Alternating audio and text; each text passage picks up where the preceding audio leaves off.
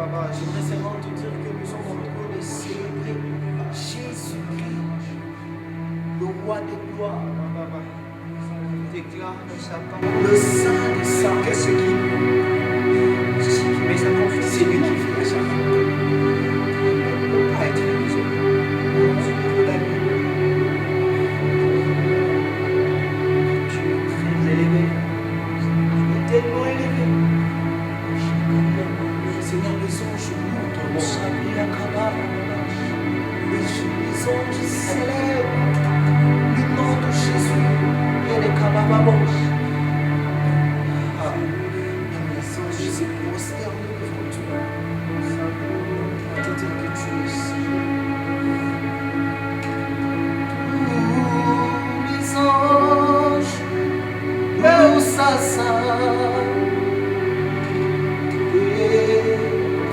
Jésus,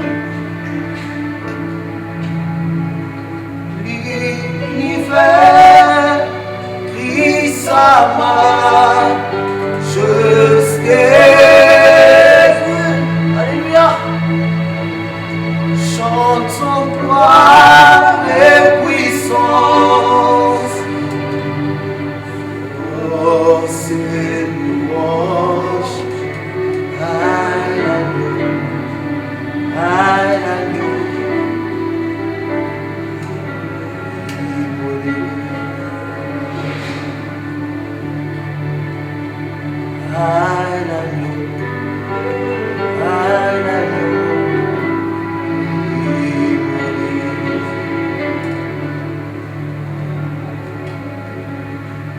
Tous les anges nous s'assaillent.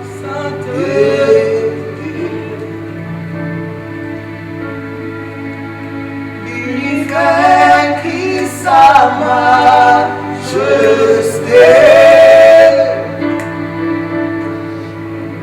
chantons gloire et puissance, force et louange à l'agneau, immolé, à l'agneau.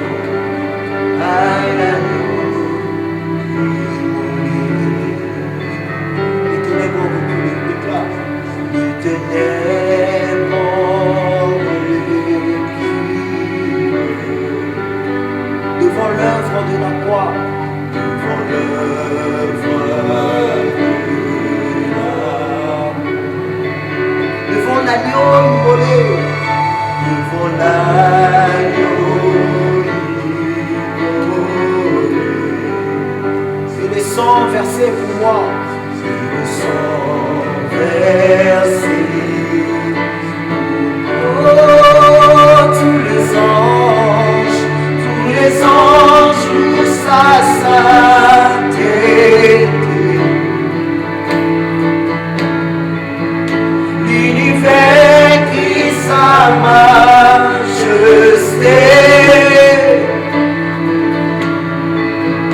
Chantons gloire et puissance, force et louange à l'agneau, immolé,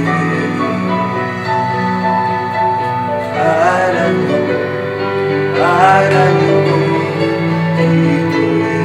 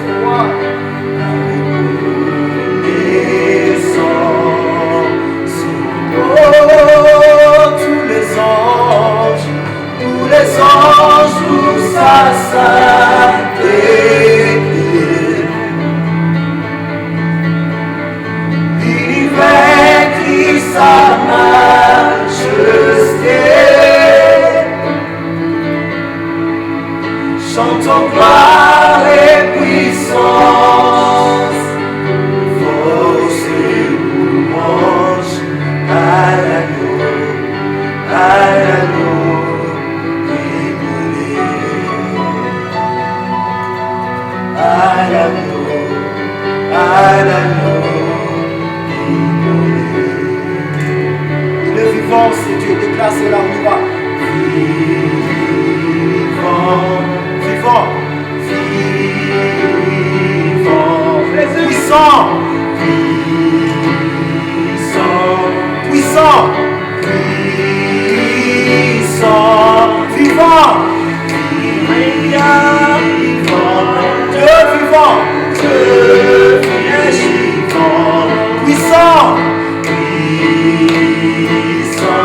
tout puissant, Dieu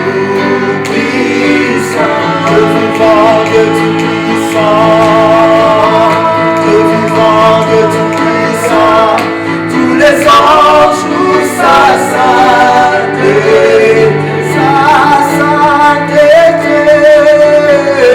Père qui sa majesté, chantons gloire et puissance. Chantons gloire et puissance. Chantons gloire et puissance. Chantons gloire et puissance. Chantons gloire et puissance. Il est l'agneau de Dieu. À l'agneau. Dieu, notre Père et notre Roi. Nous venons, Seigneur, au pied de ce trône de grâce et nous frappons à ta porte. Laisse-nous entrer. S'il te plaît, Seigneur, fais-nous entrer dans ces bateaux, qu'ensemble avec toi nous puissions faire la randonnée dans le fleuve de gloire.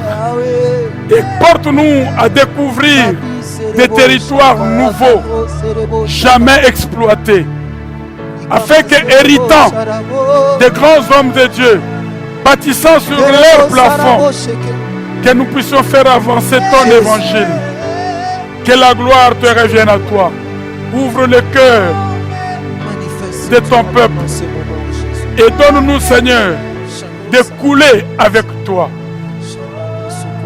Comme cette femme a dit à sa belle-mère, là où tu iras, j'irai. Ton peuple sera mon peuple. Saint-Esprit, embarque-nous encore. Embarque-nous dans ces bateaux de gloire, que nous puissions ensemble, avec toi, témoigner de Jésus-Christ avec vie et puissance. Nous te le demandons au nom de Jésus-Christ, notre seul Dieu et seul Seigneur. Amen. Encore une fois, ce dimanche, nous saluons votre foi et nous vous accueillons ici, comme vous nous accueillez chez vous. Nous sommes des frères. En Jésus-Christ, il n'y a pas de cousins. Nous avons une relation. Nous sommes des parentés. Dieu est notre parent. Voilà pourquoi nous vous accueillons dans cette petite église en ligne. Et nous vous saluons tout en saluant votre foi. Et nous rendons grâce à Dieu. Parce que c'est lui qui nous donne cette connaissance infiniment grande. Et qui nous plonge dans la puissance hyperbalos. La puissance exagérée. Afin que les hommes connaissent Dieu par nous. Que nous soyons des épîtres vivantes. Dans le nom de Jésus-Christ. Amen. Ce dimanche, nous continuons avec notre thème du mois. Crois seulement. Ne crains pas. En d'autres termes, si vous vous présentez devant les défis, devant des grandes choses de la vie qui peuvent vous effrayer, Dieu t'interdit de t'effrayer. Parce qu'avec Dieu, nous faisons des exploits. Nous allons partager avec vous quelques portions des Écritures. Nous lirons Ephésiens 1, 16 à 23, Philippiens 3, 10 à 11, Ézéchiel 47, 1 à 12, Apocalypse 22, 1 et Romains 8, 1 à 2 et le 11e verset. Je m'en vais lire les Écritures. Ephésiens 1, 16 à 23. Je ne cesse de rendre grâce pour vous, faisant mention de vous dans mes prières, afin que le Dieu de notre Père, de notre Seigneur Jésus-Christ, le Père de gloire, vous donne un esprit de sagesse et de révélation dans sa connaissance, et qu'il illumine les yeux de votre cœur, pour que vous sachiez quelle est l'espérance qui s'attache à son appel, quelle est la richesse de la gloire de son héritage qu'il réserve aux saints, et quelle est envers nous qui croyons l'infinie grandeur de sa puissance, se manifestant avec efficacité par la vertu de sa force. Il l'a déployé en Christ, en les ressuscitant de mort et en les faisant asseoir à sa droite dans les lieux célestes, au-dessus de toute domination, de toute autorité, de toute puissance, de toute dignité, de tout nom qui se peut nommer, non seulement dans le siècle présent, mais encore dans le siècle à venir. Il a tout mis sous ses pieds. Il l'a donné pour chef suprême à l'Église, qui est son corps, la plénitude de celui qui remplit tout en tous. Philippiens 3, 10 à 11. Afin de connaître Christ et la puissance de sa résurrection et la communion de ses souffrances, en devenant conforme à lui dans sa mort, pour parvenir, si je puis, à la résurrection d'entre les morts. Ézéchiel 47.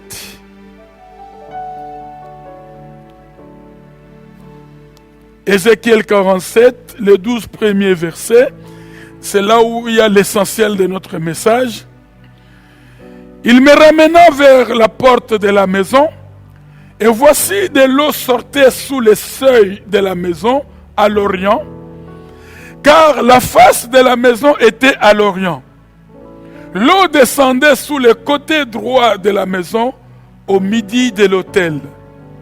Il me conduisit par le chemin de la porte septentrionale, et il me fit faire le tour par dehors jusqu'à l'extérieur de la porte orientale, et voici, l'eau coulait du côté droit.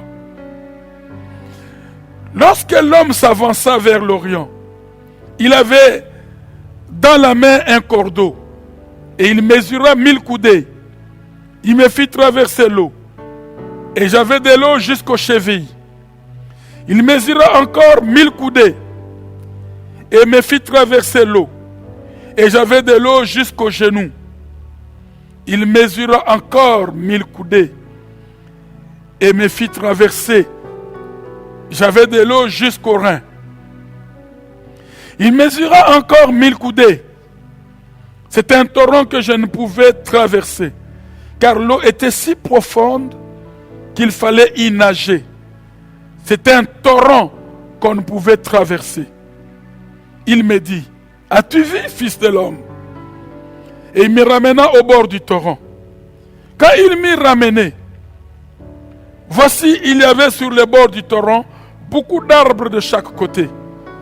Il me dit, cette eau coulera vers le district oriental, descendra dans la plaine et entrera dans la mer.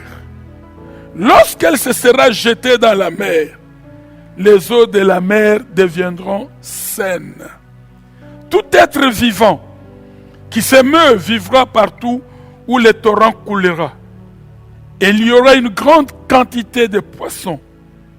Car là où cette eau arrivera, les eaux deviendront saines. Et tout vivra partout où parviendra le torrent. Des pêcheurs se tiendront sur ses bords. Depuis En-Gedi jusqu'à En-Eglaïm, on étendrait les filets. Il y aura des poissons de diverses espèces, comme les poissons de la grande mer. Et ils seront très nombreux. Ces marais et ces fosses ne seront pas assainis. Ils seront abandonnés au sel. Sur le torrent, Sur ce bord de chaque côté croîtront toutes sortes d'arbres fruitiers. Leur feuillage ne se flétrira point, et leurs fruits n'aura point de fin. Ils mûriront tous les mois, parce que les eaux sortiront du sanctuaire. Leurs fruits serviront de nourriture et leurs feuilles de remède. Apocalypse 22, qui parle de la même rivière, du même torrent des eaux de gloire. Apocalypse 21, le premier verset. Et il me montra un fleuve d'eau de la vie, limpide comme du cristal, qui sortait du trône de Dieu et de l'agneau. Enfin, Romains, le 8e chapitre, que beaucoup de gens connaissent, les premiers versets et le 11e. Romains 8, 1 à 2 et 11e verset. Il n'y a donc maintenant aucune condamnation pour ceux qui sont en Jésus-Christ. En effet, la loi de l'esprit de vie en Jésus-Christ m'a affranchi de la loi du péché et de la mort. Verset 11e. Et si l'esprit de celui qui a ressuscité Jésus d'entre les morts habite en vous, celui qui a ressuscité Christ d'entre les morts rendra aussi la vie à vos corps mortels par son esprit qui habite en vous. Que le nom du Seigneur soit glorifié. Les titres de notre message en ce dimanche, les voici. Ne limitez pas Dieu. Jamais. Ne limitez pas Dieu. Jamais. Ne limitez pas Dieu.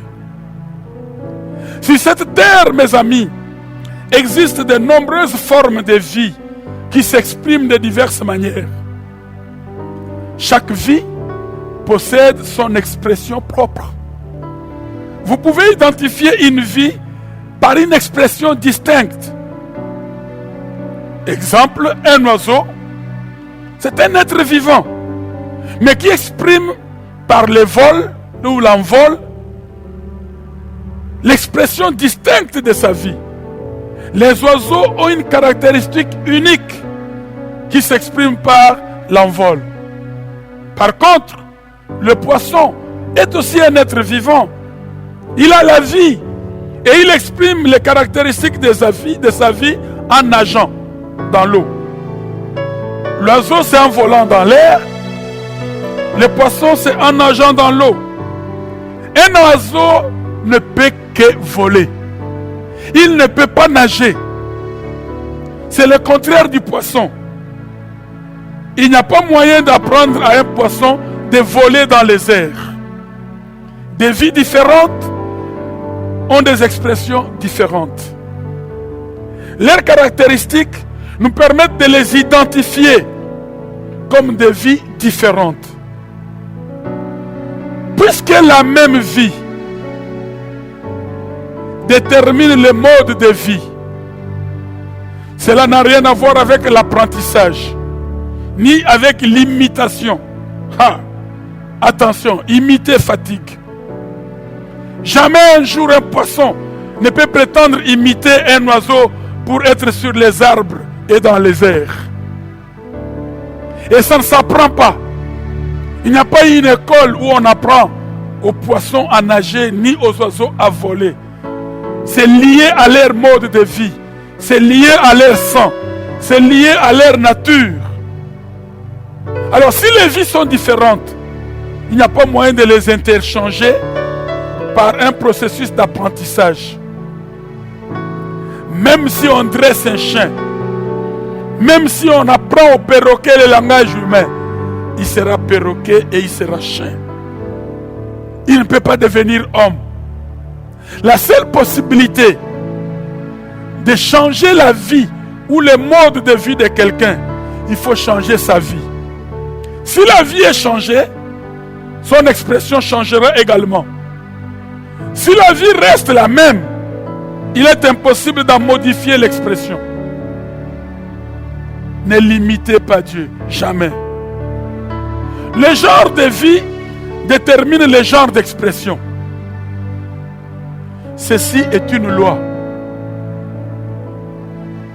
Même si tu changes de nature ou de nationalité, tu deviens américain, mais tu n'as pas changé ton nom.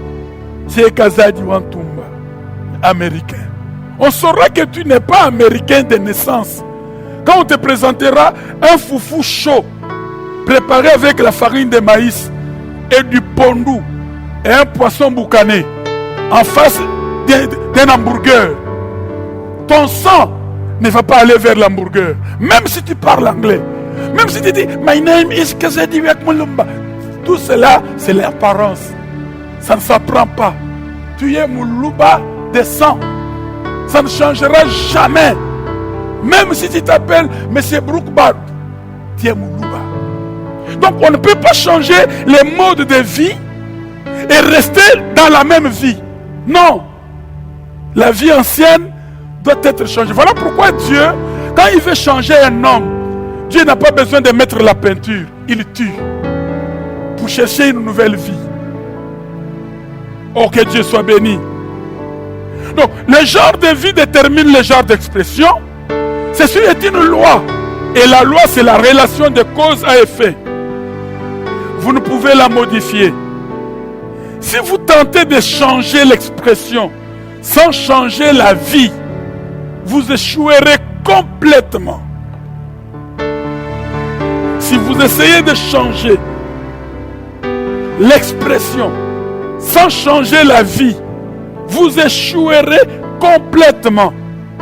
Et sur ces mêmes principes, il existe une doctrine fondamentale et essentielle pour notre foi, à savoir la régénération. Avant de continuer, je vous propose le plan de mon message pour le résumer afin que nous ne puissions pas pécher contre le temps. Mon message est subdivisé en 5 points. Le premier point, donner la vie. Une mère donne la vie, un père donne la vie. Un arbre peut donner aussi la vie. Un tigre peut donner aussi la vie. Deuxième point, la loi de vie. Et dans cette loi de vie, nous aurons 4 sous-points. 1. Les lois au-dedans. Les pierres que Dieu a données à Moïse, c'était les écritures à l'extérieur.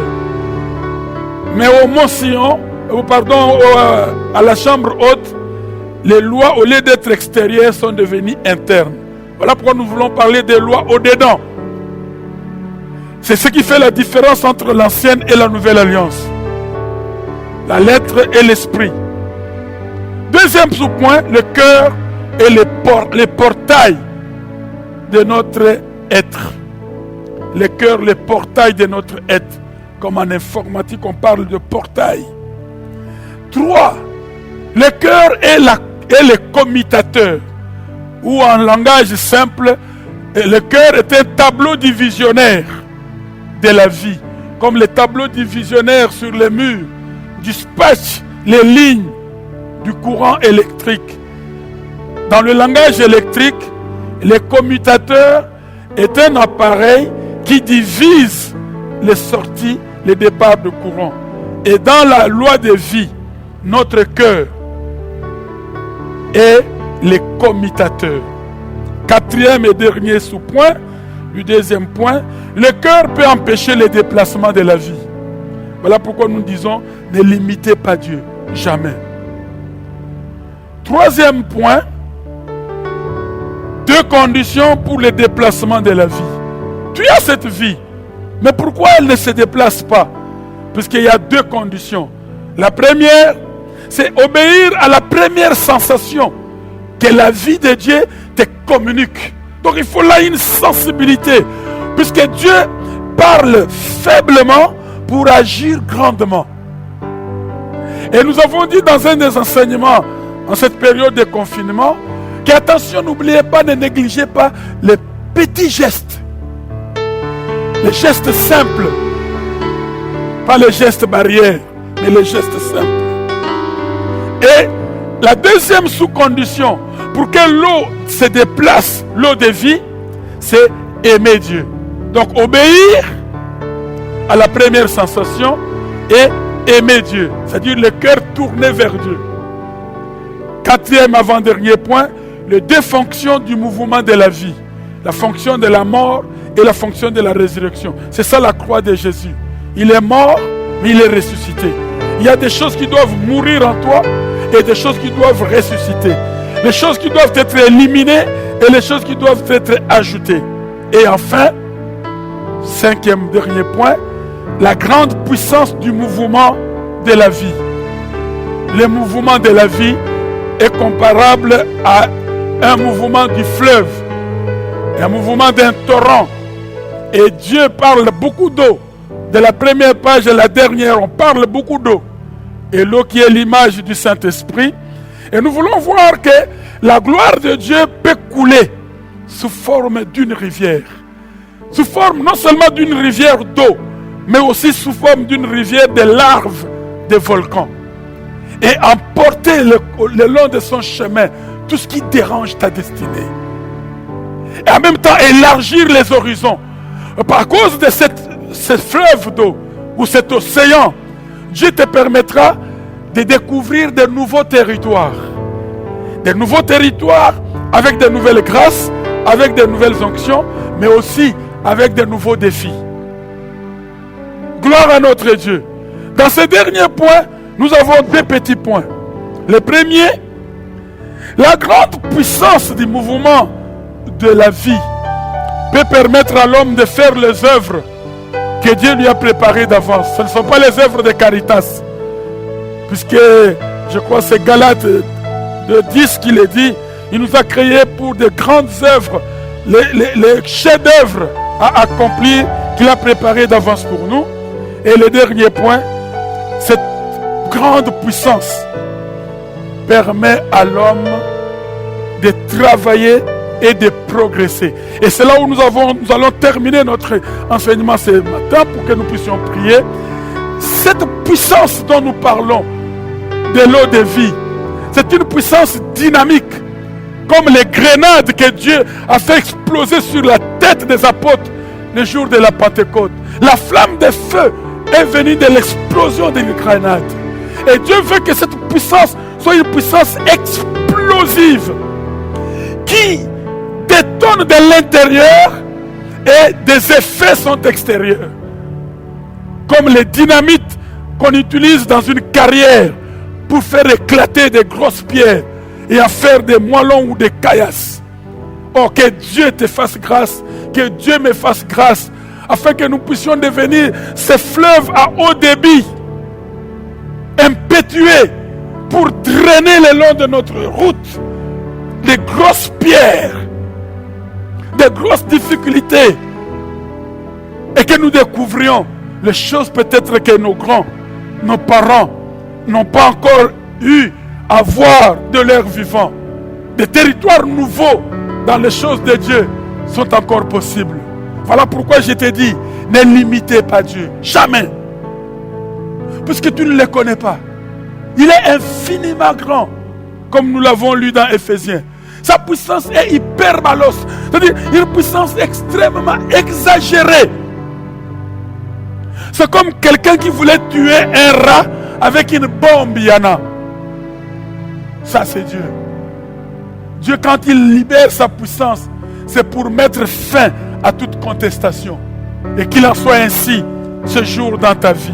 Et cela au nom de Jésus-Christ de Nazareth. Je disais, pour que nous puissions changer de mode de vie, Dieu ne met pas la couleur, la peinture. Dieu tue. Il tue pour qu'une nouvelle vie vienne. Et quand la nouvelle vie vient, elle vient avec la nouvelle expression. La régénération est un échange de vie. Ce que Jésus nous offre n'est pas seulement un changement de comportement, mais la régénération est basée sur un changement de vie. Voilà pourquoi tu peux tout faire pour un bandit, un voleur, à lui donner des coups de fouet croyant qu'il va changer. Non, il n'y a que l'évangile qui peut changer des Nicuclus. Il n'y a que l'évangile qui peut changer des Paul. Alors toi aussi, il y a une puissance qui peut transformer ta situation. Même ton mari, ou ton épouse, ou tes enfants. Cette puissance, elle est explosive. Elle est à l'intérieur. Mais les effets seront à l'extérieur. Et les effets seront des éclats. Des choses qui vont éclater. Et qui vont s'envoler. Voilà pourquoi la vie. Parlons un peu de la vie. Puisqu'il y a plusieurs sortes de vie. Dans la Bible, la vie a 4 sens. Il y a la vie bios, comme nous voulons manger bio. Nous mangeons bio. Donc la vie biologique qui désigne la vie de la chair. La deuxième vie, c'est la vie psyché qui renvoie à la vie naturelle, à l'âme de l'homme. Mais la vie Zoé est la vie la plus élevée, la vie spirituelle, la vie non créée. C'est celle-là, la vie éternelle dont parle la Bible.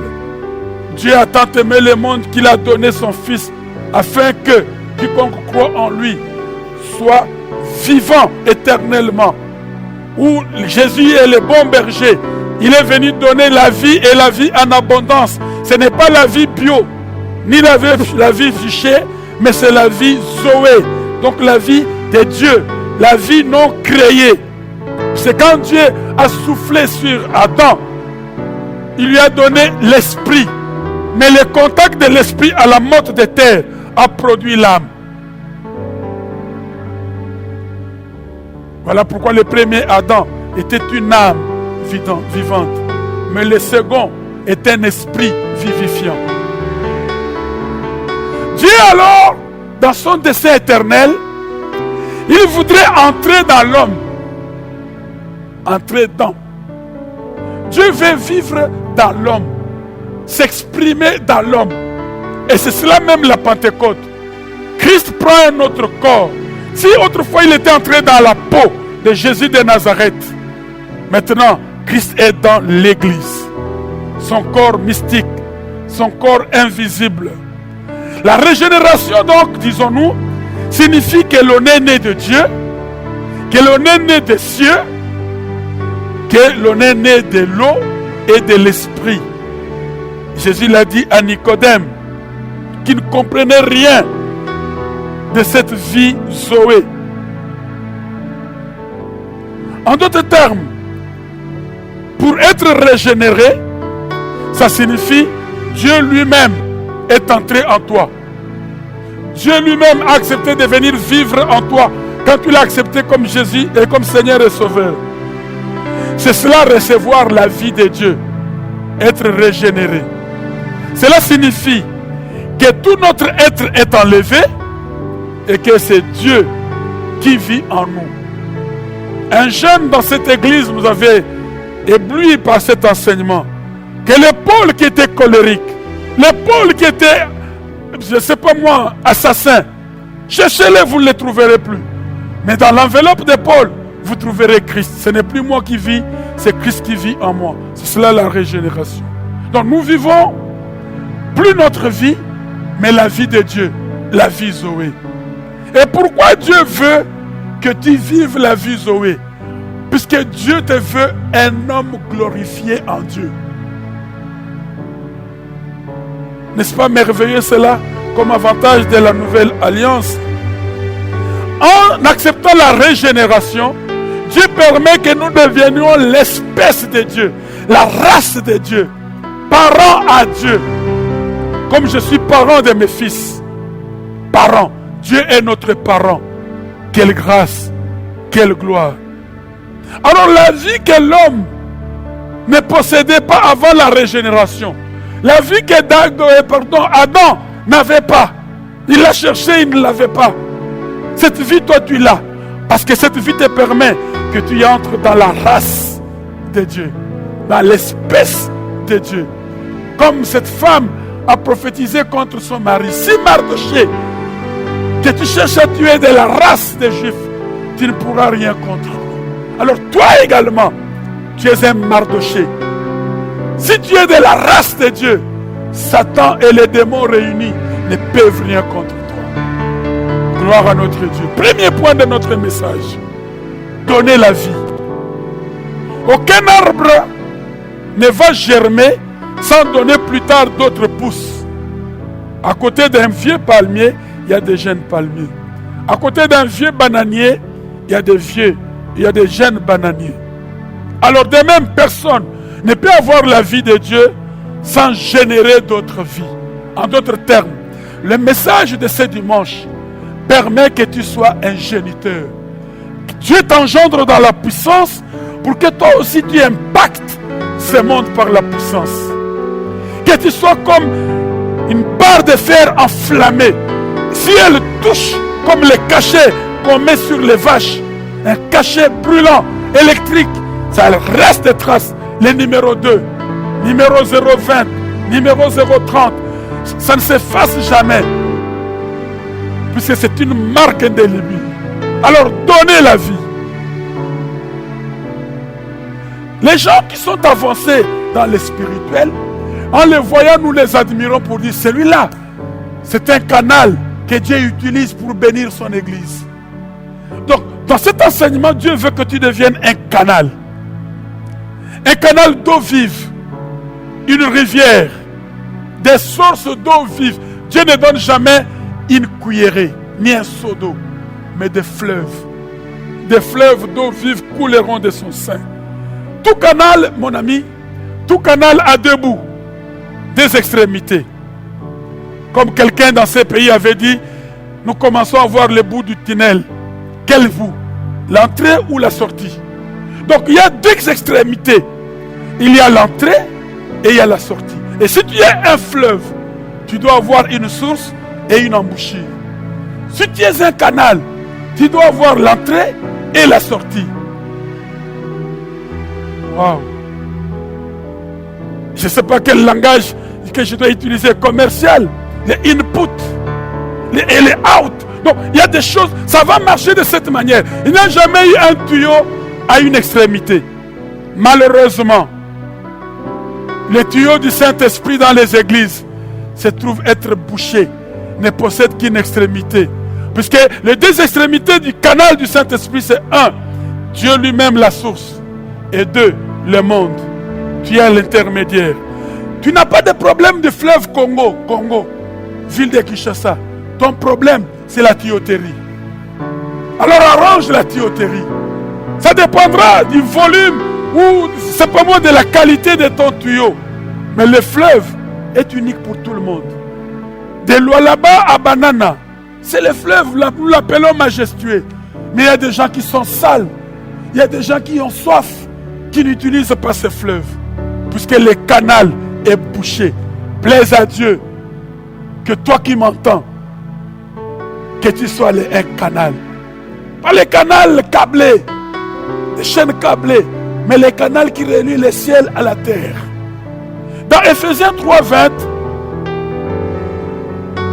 Dieu dit, il nous a donné, il peut faire par la puissance qui agit en nous infiniment au-delà de tout ce que nous pouvons imaginer ou penser. Voilà pourquoi j'ai dit, ne limitez pas Dieu, jamais. Puisque Dieu fait au-delà de ce que nous pouvons penser.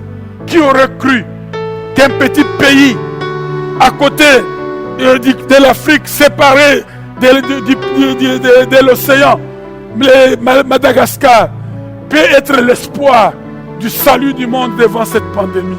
Et encore plus, un Congolais rejeté par ses frères, cherchant la vie ailleurs, c'est lui qui ramène la vie. N'est-ce pas comme un Joseph? Il est allé en Égypte, chassé, vendu par ses frères, mais c'est lui par qui le bleu est entré. Dieu veut que tu sois ce canal qui amène la joie dans ta famille, dans ton église ou dans ton pays. Même si tu es seul, mais si le Saint-Esprit est avec toi, mon ami, tu es une bombe à retardement. Et cette puissance qui agit au-dedans de nous, au-delà de ce que nous pouvons penser, c'est une puissance explosive. Une puissance qui voudrait engendrer d'autres puissances. Je prie Dieu que tu sois marqué que tu sois impacté, que tu sois cacheté du cachet divin. Dans Proverbe 4, 23, la Bible nous parle du cœur. Garde ton cœur plus que toute autre chose, car de lui sortent les sources de la vie. Donc mon cœur est la source de vie, de l'eau de vie dont on parle. Et le cœur ici, ce n'est pas la partie de mon corps qui pompe le sang. Ça, c'est le cerveau limbique selon les médecins. Le cœur, selon la Bible, est toute autre chose que nous allons voir tout à l'heure. Et de ce cœur sortent les sources d'eau vive. Mon ami, ne laissez pas l'onction guérissante enfermée en toi. Tu es un canal. Laisse que ce canal soit débouché aujourd'hui. La loi de vie en Jésus-Christ m'a affranchi de la loi du péché. C'est là le centre de notre conversation ce dimanche. L'esprit, Jésus a dit, c'est l'esprit qui vivifie. Mes paroles sont vie et esprit. Et de quelle vie? C'est la vie Zoé. La vie de Dieu. Celle qui était en Jésus-Christ. Et c'est Jésus qui donne sa vie afin que nous ayons la vie. Lui, les grains de blé qui doit tomber à terre pour produire d'autres grains de blé. Donc il est notre frère aîné parce qu'il nous produit comme des frères. Et la Bible dit, m'a affranchi. La loi de l'esprit de vie nous affranchit. Affranchir ici, c'est aussi une loi. Un principe actif, comme la loi de vie. Mais celle-ci, la loi de vie m'a libéré, m'a dégagé, m'a sorti du cycle d'une autre loi, de la loi du péché et de la mort. Cette chose qui était impossible à la chair.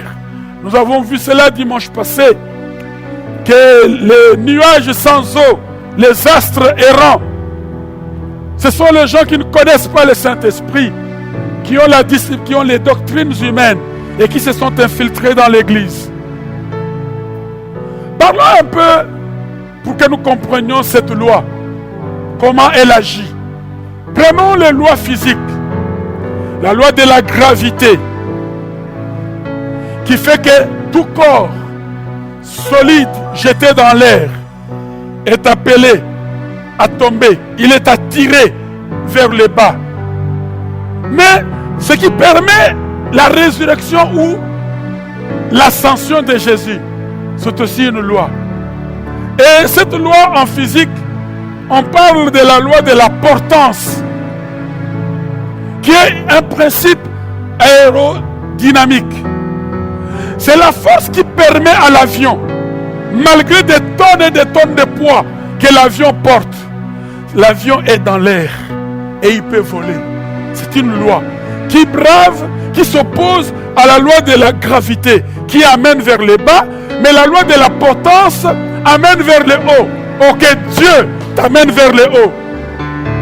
Que Dieu, au lieu que les gens t'abaissent, que les gens te diminuent, que les gens t'enterrent, que la puissance de la résurrection fasse jouer la loi de la portance, que tu deviennes un aigle et que tu regardes tes ennemis de haut vers le bas. Et cela est possible. Voilà pourquoi si la loi de la portance a franchi de la loi de la gravité, la loi de l'esprit de vie a franchi aussi de la loi du péché et de la mort. Et lorsque le Saint-Esprit nous a régénérés, il nous a donné un cœur nouveau, un esprit nouveau, pour avoir des visions nouvelles, des directions nouvelles, des orientations nouvelles.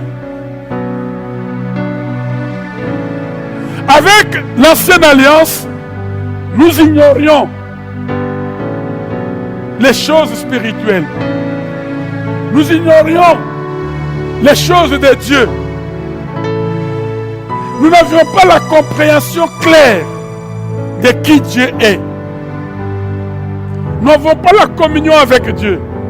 Mais après la résurrection, Le Seigneur est devenu un esprit qui donne la vie. Et il peut désormais habiter au-dedans de chacun de nous. Voilà pourquoi, s'il vous plaît, je le répète, Dieu vient vivre en toi, en moi, pour faire de nous des hommes Dieu glorifiés. Dieu glorifié. Que les hommes voient Dieu au travers de nous. Et Jésus a dit, j'avais dit, vous êtes des dieux. Cependant, vous mourrez comme des princes quelconques. Quand nous sommes nés en Jésus-Christ, nous avons la vie de Dieu. Nous sommes devenus des dieux. Wow. Et toute vie n'agit pas par apprentissage, par éducation. Mais l'action des modes de vie est spontanée. Dieu veut que tu comprennes que la loi de vie qui est en toi, elle est spontanée. Elle ne dépend pas des forces extérieures. Je veux dire ceci. La maturité d'une vie, c'est celle-là qui démontre qui est cet être. Quand l'œuf n'a pas encore le poussin dedans, on ne saura pas déterminer où est la tête, où sont les pattes. De même pour les bourgeons d'un arbre, on ne saurait pas voir la grandeur et le nombre de branches de cet arbre. Mais une fois l'arbre grand, on saura voir des branches, des feuilles et des fruits. Je veux dire que dans ce message, Dieu veut avoir des chrétiens matures, des serviteurs de Dieu mûrs, capables de démontrer Dieu, de refléter Dieu. Pas des lettres floues, mais des lettres clairement écrites par l'Esprit de Dieu. Deuxième point de mon message, la loi de vie. C'est la puissance illimitée de Dieu qui ressuscite même les morts. Elle est en toi, elle est en moi.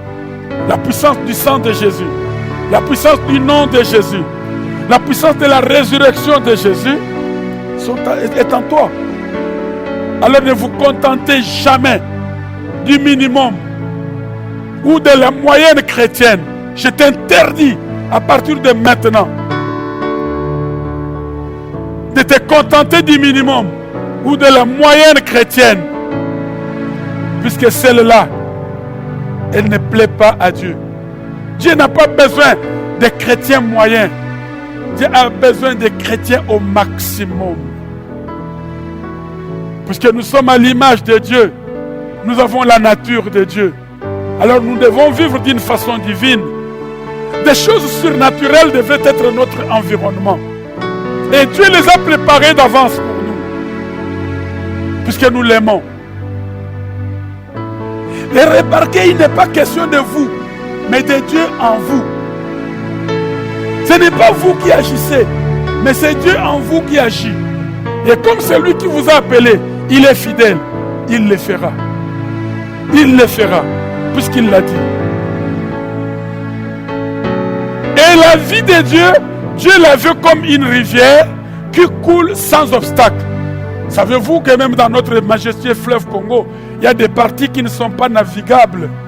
Or, Dieu ne veut pas que tu sois ce fleuve non navigable. Il faut que ça coule sans empêchement, sans obstacle. Et c'est de cette manière que Christ sera formé en nous et on le verra. Il n'y a pas que nous en Christ, il faut aussi que Christ soit en nous. Comme un œuf qui contient un poulet dedans. Dans la période d'incubation, on ne sait rien voir. Alors je te prie, ça a longtemps duré dans la période d'incubation. Tu risques de brûler. Au lieu de sortir les poussins, tu risques d'être un œuf cuit. Que Dieu te fasse et me fasse grâce. Que la vie de Christ est pour les gens qui sont mûrs et non pour les chrétiens immatures. La repentance signifie changement de pensée. Parce que les yeux ont été ouverts par tel enseignement, je change mes pensées. Et ces pensées deviennent renouvelées. Et comme mon intelligence devient renouvelée, parce que j'ai des yeux illuminés, éclairés, alors je serai transformé de gloire en gloire par l'Esprit de Dieu. La vie que Dieu nous donne n'est pas une lettre, mais un esprit, la loi de vie. L'Esprit donne la vie à l'homme, cette vie Zoé. La loi de vie doit fonctionner de façon spontanée. Non avec la musculature. Non, c'est spontané. Vous ne pouvez pas dire à un manguier, la saison prochaine, si le manguier est mort, il est sec, tu viens là, la semaine prochaine, tu dois me donner des fleurs, des feuilles et des fruits, des mangues. Je vais manger des mangues de toi. Tu peux prier du début à la fin de l'année. Le manguier ne te donnera pas de fruits ni de feuilles, puisque tu t'adresses à un être mort, dénué de la vie. Mais si par contre, tu as un manguier vigoureux, pétillant de santé, tu n'as pas besoin de lui dire, la semaine prochaine, tu me donneras des feuilles, des fleurs et des fruits.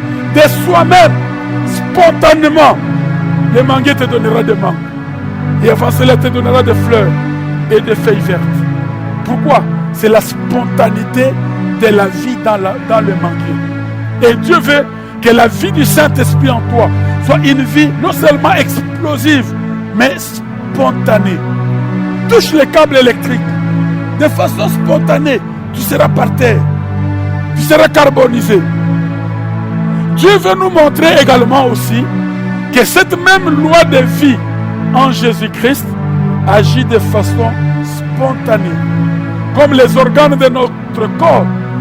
Pour entendre les messages tels que tu l'entends, ton oreille est normale. Tu entends spontanément. Pour me voir à travers ce petit écran de ton téléphone ou de ton iPad, tes yeux sont normaux. Tu me vois spontanément.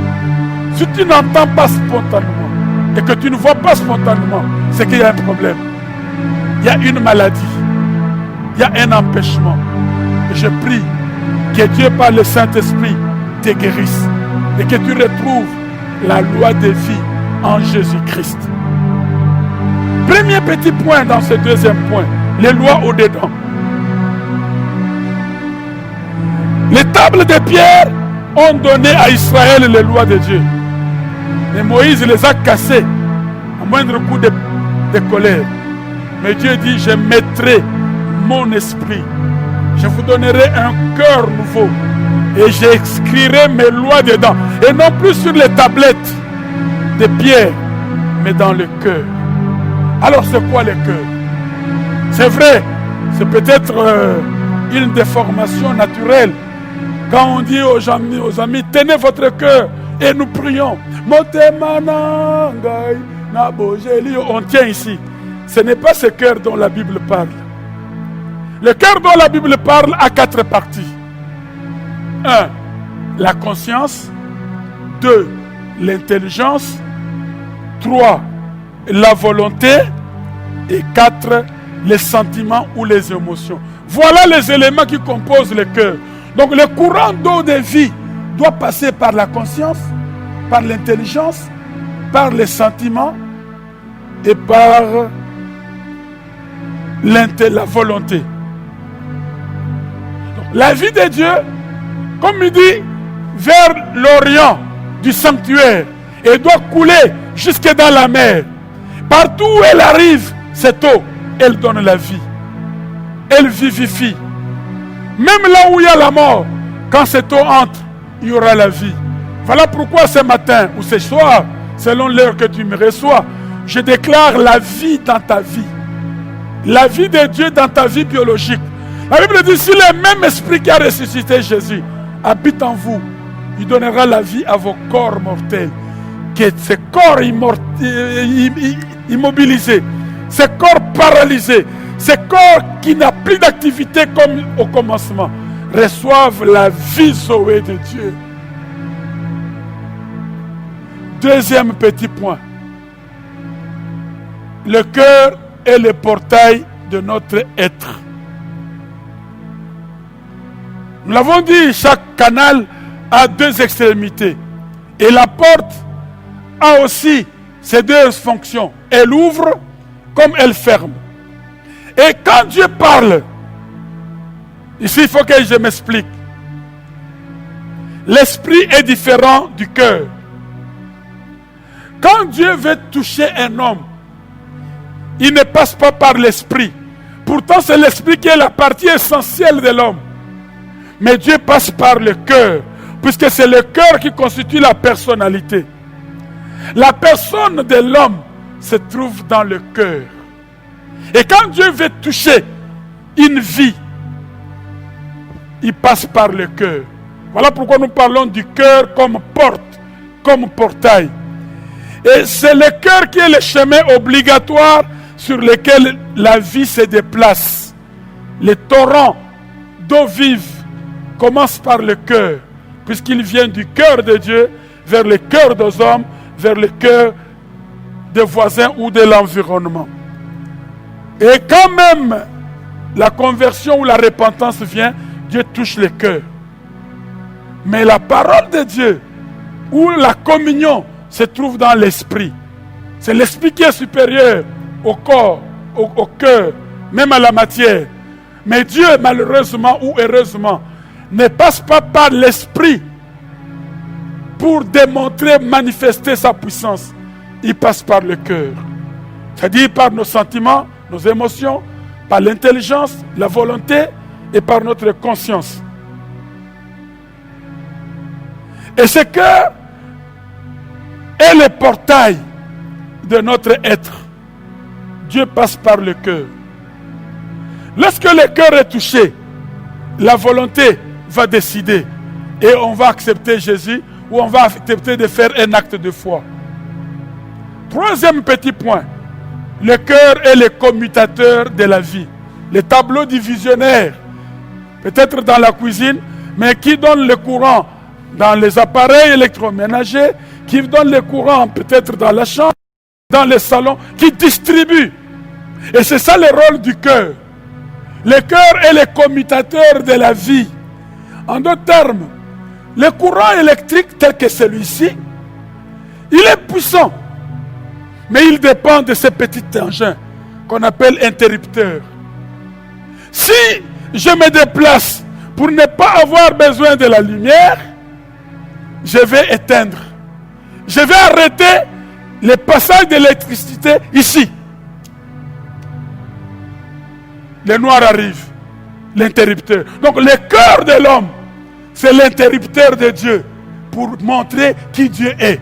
Et si j'allume, la gloire de Dieu revient dans le peuple. Où est ton cœur? Garde ton cœur plus que toute autre chose. Malheureusement, tu gardes ton argent plus que ton cœur. Tes habits, ton travail, ta dignité plus que le cœur. Et Dieu regarde au cœur et non aux apparences. Alors cette vie doit se développer en nous. Mais elle risque de ne pas trouver les dimensions pour grandir ou pour s'approfondir. Quel est le problème? Le cœur. Si le cœur est ouvert à Dieu, le torrent sera impétué, il va grandissant, nous allons découvrir de nouveaux territoires, de nouvelles révélations et de nouvelles grâces, et même de nouveaux dons dans l'église. Mais si le cœur n'est pas tourné vers Dieu, tout est bloqué. Malgré la présence de cette puissance explosive en nous, rien ne marchera, puisqu'il y a un mur. L'interrupteur interdit le passage. Or, n'as-tu pas compris que Dieu t'a donné cela d'une autre manière? Ce que nous lierons sur terre sera lié, ce que nous délierons sera délié. Donc, ça dépend de nous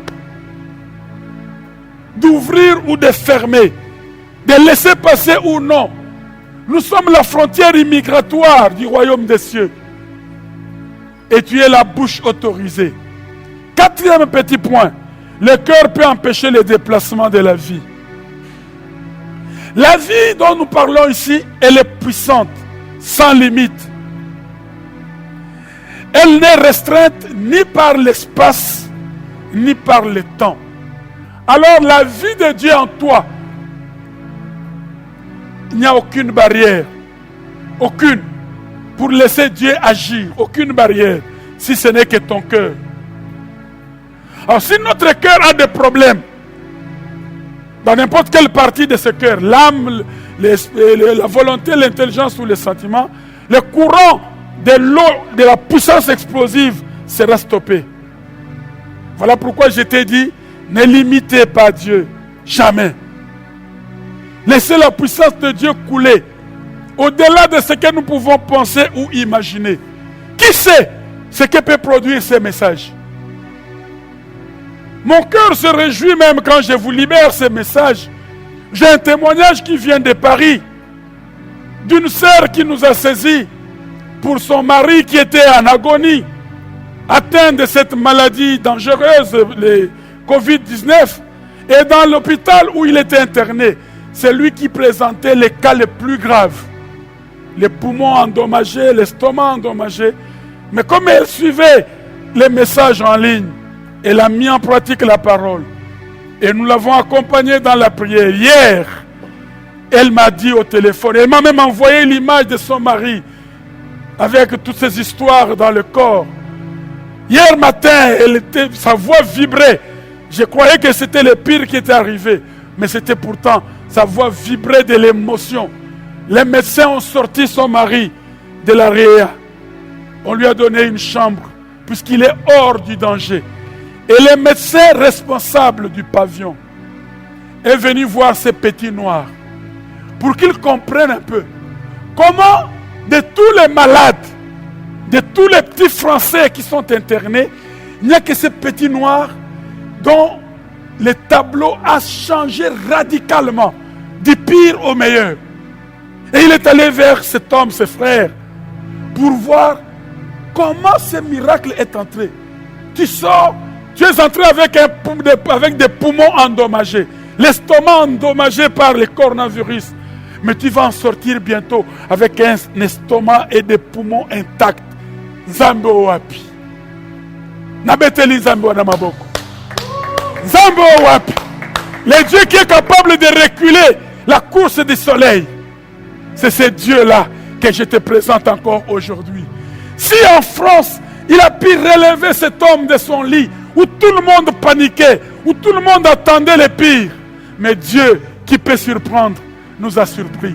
Ce n'est ni par force, ni par puissance, mais c'est par l'esprit de vie. C'est par ce courant d'eau impétueux à haut débit qu'un malade, candidat à la mort, peut devenir candidat à la vie. Un païen candidat en enfer peut devenir un candidat VIP du ciel. Alors tout, pour que la vie passe, dépend de notre transformation. La transformation de notre cœur. Soit notre cœur est dur, soit il est tendre. Soit c'est un cœur de pierre ou un cœur de chair. Dieu veut te donner un nouveau cœur, un cœur tendre, pour être réceptif à la puissance qui est en toi, dès par la nouvelle naissance. Dieu désire transformer notre cœur. Il va continuer à transformer jusqu'à ce que la vie en nous se répande puissamment. Troisième point de mon message. 2 conditions pour le déplacement de la vie. Si cette vie est puissante et qu'elle peut être arrêtée, que dois-je faire pour qu'elle ne soit pas arrêtée en ce dimanche, afin que j'en mange les fruits qui produisent leurs fruits à chaque saison? 1. Obéir à la première sensation que la vie de Dieu nous donne. Ne pose pas la question, quelle sera la deuxième étape? Obéis d'abord à la première étape. C'est une petite voix légère, pas trop grande, mais une voix douce qui te dit ne voyage pas. Ou qui te dit comme Abraham, sors du pays de tes parents, va dans un pays que je te donne. Abraham est sorti sans savoir où il allait. Il a obéi à la première sensation du mouvement de l'eau de vie. Et comment ça va s'augmenter, surtout pour les ministres de Dieu, puisqu'il y a des questions qu'on nous pose. Comment tu sais que tel esprit c'est tel? Comment tu sais qu'il sera violent? Comment tu sais que c'est ça le premier secret? Obéir à la première sensation dans mon cœur réceptif, qui n'est plus dur comme une pierre, mais qui est tendre. La première sensation que Dieu nous donne, il faut y obéir. Même si elle est minime, obéis. C'est Dieu qui t'a parlé. Voici l'exemple d'Abraham, comme nous l'avons dit. Il est devenu père de la foi parce qu'il a obéi à la première sensation. Il n'a pas raisonné. Obéis. À minuit, tu sens une voix qui te dit réveille-toi et prie. Ne pose pas de questions. Qu'est-ce qu'il y a? Réveille-toi et prie. Pose le premier pas. Le premier pas. Le second, c'est la foi. C'est Dieu qui va donner. L'obéissance à Dieu est une invitation demandant à Dieu de nous donner plus parce que nous avons réussi la première leçon. Et quiconque obéit dans les choses de Dieu mangera la meilleure production du pays, dit la Bible. Abraham avançait pas à pas. Il n'a pas cherché à avancer de 1000 km du coup. Non, il obéissait seulement à la petite voix, à la sensation intérieure du mouvement de vie. Deuxième condition, puisqu'il y en a deux, aimer. Aimer Dieu. De toutes tes forces, de toute ton âme. Aimer Dieu. Voilà un ingrédient fort qui va laisser couler. Comment veux-tu que Dieu te donne une onction puissante si tu ne l'aimes pas? Au lieu de chercher à chérir les bijoux, Dieu t'envoie à aller chérir les bijoutiers. Aime Dieu. Alors regardez comment ça marche. L'apôtre Paul dit la foi agissante par l'amour. Donc, l'obéissance par la foi. Je reçois la vie de Dieu par la foi. Mais pour que la vie de Dieu que j'ai reçue coule, il faut l'amour. Donc l'amour laisse couler la vie, mais la foi laisse entrer la vie. Voilà pourquoi la foi tout seul ne suffit pas. Il faut y ajouter l'amour de Dieu. L'amour fait passer, laisser couler l'eau de la vie. Tu as le Saint-Esprit en toi. Tu as accepté Jésus comme Seigneur et Sauveur. Mais tu ne manifestes pas la puissance au bénéfice de tes frères et de tes sœurs, puisque tu n'aimes pas. Nous avons dit le dimanche passé, Jésus, puisqu'il a aimé les lépreux, il l'a touché sans gants. Je le veux, sois guéri. Et partout nous lisons, émis de compassion. Alors Dieu a besoin, non seulement que tu obéisses, mais que tu l'aimes. Les deux, obéir et aimer, se résument en un seul mot, la consécration. Que tu te lèves pour dire, mais voici, prends tout de moi. Fais de moi ce que tu voudras. Quand Dieu a demandé à Abraham d'aller libérer ou livrer et sacrifier Isaac, quelle était la réponse d'Abraham? Me voici. Me voici. Ésaïe, la même chose. Me voici, oh Dieu, envoie-moi pour faire ta volonté. C'est-à-dire, je te suis consacré. Tu es le chef, tu es le maître, je suis ton esclave. Même dans l'amour des conjoints, si un mari ou une épouse peut dire à son conjoint, sa conjointe, je suis tout à toi, oh, ça libère beaucoup de choses. Le cœur, dans l'amour, doit se tourner vers Dieu. Et 2 Corinthiens 3, 16 à 18 nous dit, quand le cœur est tourné vers Dieu, le voile est déchiré. Oh mon ami, tu as entendu beaucoup de paroles de Dieu, mais tu es voilé. Si le voile du temple s'est déchiré de haut en bas, puisqu'il y a quelqu'un qui a aimé son Père sur la croix, l'amour déchire les barrières du monde invisible. Tu seras toujours voilé. Ce n'est pas un problème de la puissance. Ce n'est pas un problème de la révélation. Ce n'est pas un problème de la grâce. C'est le problème de ton cœur qui n'aime pas Dieu. Tu viens vers Dieu avec intérêt. Dieu n'est pas ton grand-père. Dieu connaît non seulement tes actes, mais aussi tes intentions. Nous connaissons les cœurs des hommes par ce qu'ils font, mais Dieu par l'intention. Voilà pourquoi les choses grandes ne te sont pas données, parce que ton cœur ne te permet pas de voir, il est encore voilé. Ton cœur est encore voilé, il n'est pas tourné vers le Seigneur. Quatrième et dernier point de ce quatrième point, les deux fonctions du mouvement de la vie. Quand l'eau de Dieu coule, la vie de Dieu coule dans le cœur, il a deux choses, deux rôles. Un, il élimine ce qui ne doit pas être dans ta vie, les mauvaises choses. Et en éliminant, il les remplace par les bonnes choses. Voilà pourquoi je t'avais déjà proposé une fois cette prière. Par le sang, par le nom de Jésus, à cause de la nouvelle alliance, prends plus de moi en Adam, donne-moi plus de toi en Christ. C'est-à-dire quoi? Les deux fonctions du mouvement de la vie permettent à l'eau de Dieu d'enlever les Adam qui est en toi pour les remplacer par le Christ qui est en toi. La première démarche, c'est la mort. Nous sommes morts en Adam et nous sommes ressuscités en Christ. Donc Dieu enlève la mort pour remplacer la vie, il enlève la maladie, il enlève la médiocrité pour remplacer par la santé, par l'excellence. Et c'est cela, les mouvements du fleuve de l'eau de Dieu. La mort quitte, la vie remplace. Plus nous éliminons, plus nous ajoutons. Donc, il y a la fonction des morts et la fonction de résurrection. Et c'est cela même le résumé de la croix. La croix, ce n'est pas seulement la mort, c'est aussi la résurrection. Alors ressuscite en tant qu'étoile de Dieu et prends l'envol.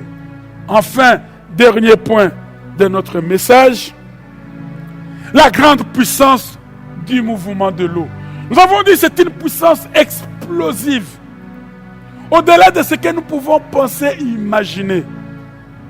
Qui pouvait penser qu'Esther pouvait être reine, que les Madagascar pouvaient nous donner un produit pour apaiser et consoler le cœur agité par la pandémie. La puissance dont nous parlons, c'est une puissance indestructible. Une puissance qui est la même que celle qui a ressuscité Jésus-Christ d'entre les morts. C'est cette puissance qui est capable de faire au-delà de ce que nous pouvons penser ou imaginer.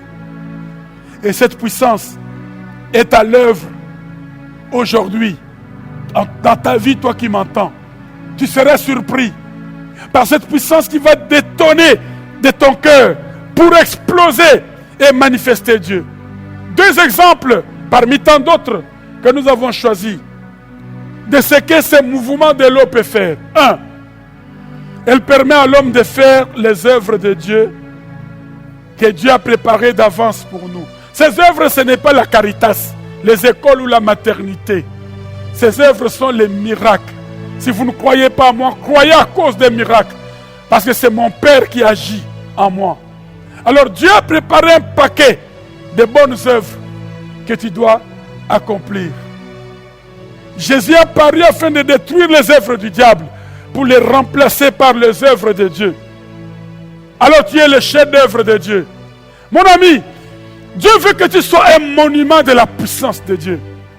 Or, avant d'être un monument de Dieu, tu dois passer des moments avec Dieu. Dieu te veut dans ces moments d'intimité afin qu'il te fasse découvrir de nouveaux territoires pour que tu sois un monument. On ne dresse pas un monument pour les cacher. Les changeurs de Lumumba, les mausolées et même à Kimpwanza, on élève les monuments comme symbole de l'histoire, que celui-ci, il a quelque chose dans l'histoire de notre pays. Et Dieu veut que tu sois un monument du royaume des cieux. Et pour que tu le sois, tu dois passer des moments avec Dieu. La puissance explosive est disponible. Le problème n'est pas la puissance, le problème c'est le cœur. Alors donne ton cœur à Dieu. Non seulement pour que Jésus entre et qui devienne ton Seigneur et Sauveur. Donne ton cœur à Dieu pour qu'il y ait un déclenchement, une détonation de la rivière puissante à haut débit de la gloire. Et je t'invite en conclusion à ce message. Ensemble avec moi, nageons. Nageons dans ce torrent d'eau qui déborde. Comme un fleuve qui déborde, un torrent qui déborde de ses rives. Dieu veut répandre en cet anniversaire de Pentecôte. Dieu veut répandre ses eaux de vie afin que nous soyons des torrents, une rivière qui communique à une autre rivière. Ne soyons pas des mers mortes, soyons de l'eau coulante. Coulons avec le Seigneur aujourd'hui. Coulons, découvrons de nouveaux territoires. Regardez dans la Bible, Naaman général, mais lépreux. Pour qu'il soit guéri, il s'est jeté dans l'eau de vie, le Jourdain. Les paralytiques à la piscine de Bethesda, sans secours, a eu le bénéfice de trouver de l'eau vive, Jésus-Christ. La femme au puits de Jacob a bu de l'eau de ce torrent de vie.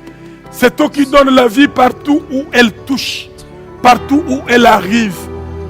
Toi et moi, jetons-nous dans les fleuves de gloire. Jetons-nous dans les fleuves de gloire. C'est là où il y a la puissance. C'est là où il y a le surnaturel. Et que dans ces fleuves, nos yeux s'ouvrent pour découvrir de nouveaux territoires. Que Dieu nous ressuscite. Que le torrent, le courant de cette eau soit impétué à haut débit pour drainer le long de sa course tout ce qui n'appartient pas à la gloire de Dieu. Que ce matin ou ce soir, que les fleuves de gloire entraînent vers l'embouchure les infirmités, les malédictions, les maladies. Que les pierres tombales de nos vies soient explosées pour que le Christ ressuscité soit manifesté. Encore une fois, que les ossements desséchés reçoivent la vie. Nous allons dire aux ossements desséchés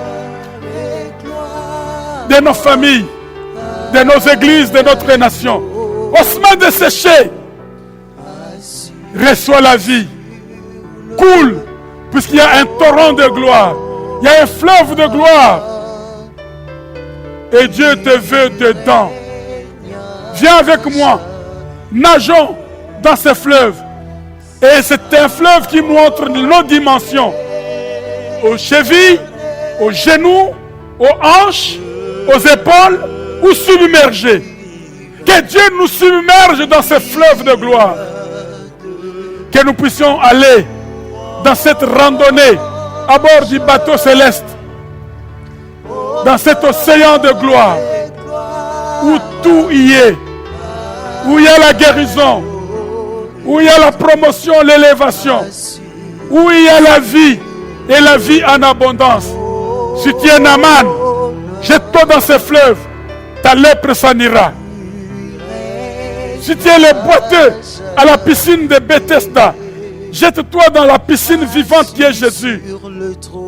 Tu te lèveras, tu prendras ton lit.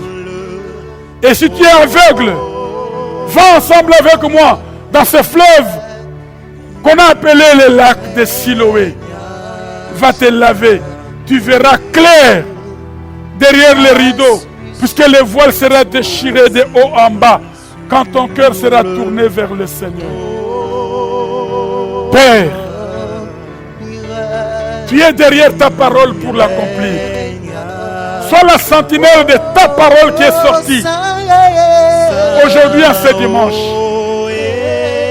Fais couler encore ces fleuves d'eau vive. Que l'Église boive à nouveau au torrent et relève la tête.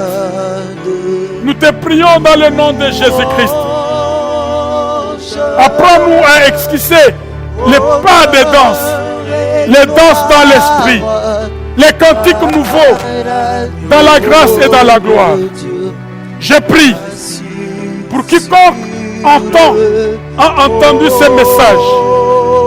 Dans le nom de Jésus-Christ de Nazareth, je te baptise dans le fleuve de la gloire.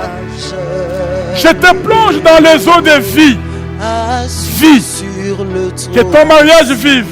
Que ton ministère vive. Que les dons que Dieu t'a donnés vivent. Que ton église vive.